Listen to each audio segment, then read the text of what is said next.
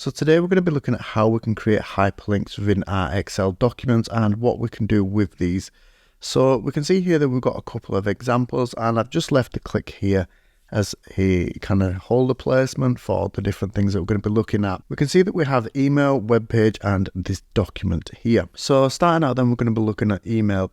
We can see that we have the click here. So what we need to do is we can click here as it says, so we have that box or that cell highlighted like so. We then come up to the insert part and we want to come across to somewhere called link. So when we click into the link here, we can see that we get a different options, and it might look slightly different for you, but depending on what you've got, then let's see, you'll have these options here. So we can click into email address here and we can just double click, and what this is going to do is this will change this text to display part. Will change the text within the cell. So you could say send email, for instance, at that point there, and then what is the email address that you want to do, what you want to send it to. So then we can say mark at excelwithmark.com. okay, and then we can click OK.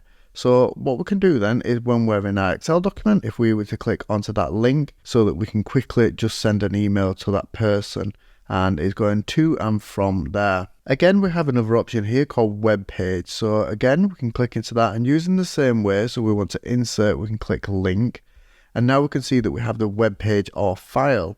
So we want to go web page, so we can go www.excelwithmark.com, and we can then press OK.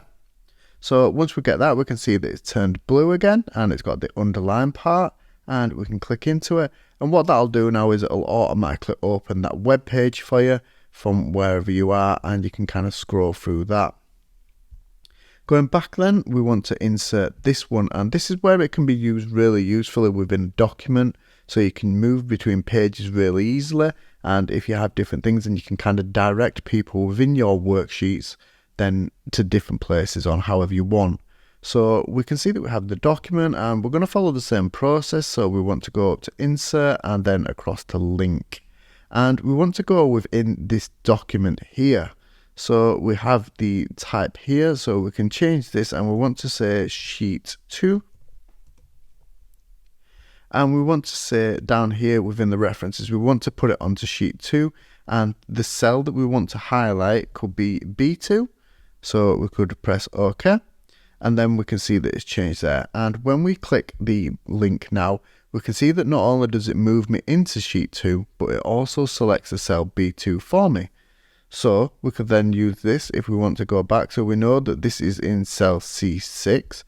So within B2, we could now put in another link, and we could say this document. So type this cell reference. So we could say sheet 1 there, and we can put in sheet 1, and the cell reference will be C6, and we can click OK. And now when we click into that, we move back onto that document part there, and it selects the sheet 2 for us. So we just have them two links, and we can just quickly move backwards and forwards throughout our sheets. And let's say if you've got kind of different information on different parts, then you could say, for instance, find information on this sheet here, and you could click into that, and it'll show them the information that they want to do. So they're not having to look through different sheets or move around, or find particular references. You'll already highlight that for them, and then they'll just be able to click into it, and it'll take them directly to the point that they want to do. So hopefully that helps you out a little bit with hyperlinks within some of the Excel sheets that you can use. If you find any more ways to use it, then let us know in the comments below, and hopefully this helps.